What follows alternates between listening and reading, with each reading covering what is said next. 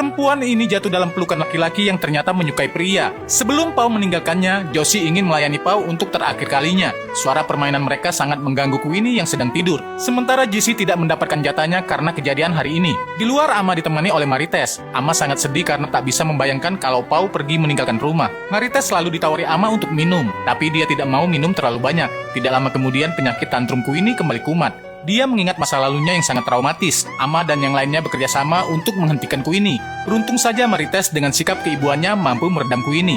Dia memberikan Queenie minum agar bisa tenang kembali.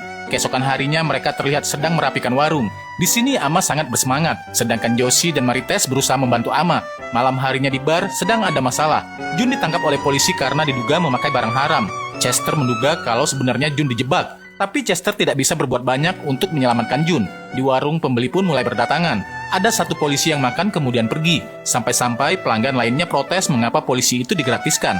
Tapi Ama hanya tersenyum dan mengikhlaskannya. Di sisi lain Josie dan Marites pergi menuju ke bar. Sepanjang jalan mereka pun curhat tentang hubungan mereka masing-masing. Pau dan Josie memang punya permasalahan mereka sendiri, namun keduanya memilih untuk bertahan sambil melakukan yang terbaik. Sesampainya di bar, mereka pun bertemu dengan Lisa. Lisa di sini belak-belakan bilang kalau dia sudah mencicipi Pau dan Jessie.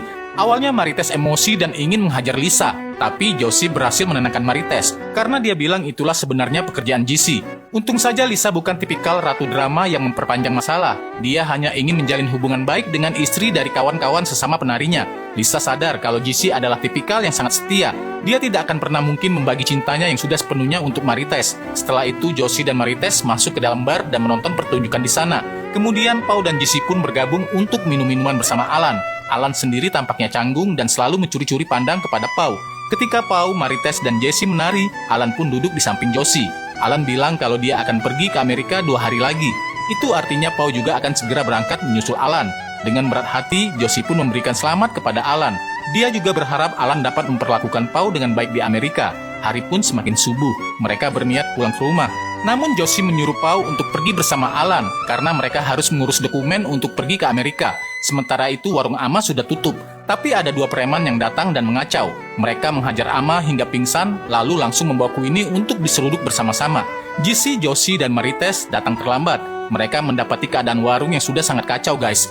Jessie emosi melihat Queenie yang dibawa pergi oleh 2 preman tadi. Dia berlari keluar untuk mencarinya. Marites khawatir kepada Jessie. Dia segera mengejar Jessie. Sementara itu, Queenie yang terluka dibawa ke rumah sakit. Dokter mengatakan trauma ini akan bisa menjadi lebih parah. Karena itu mereka harus lebih bersabar menjaga Queenie. Sedangkan polisi hanya berhasil menangkap salah satu pelaku. Lalu pria yang bernama Nathan belum ditemukan. Kemudian bagaimana kisah ini selanjutnya? Saksikan next part.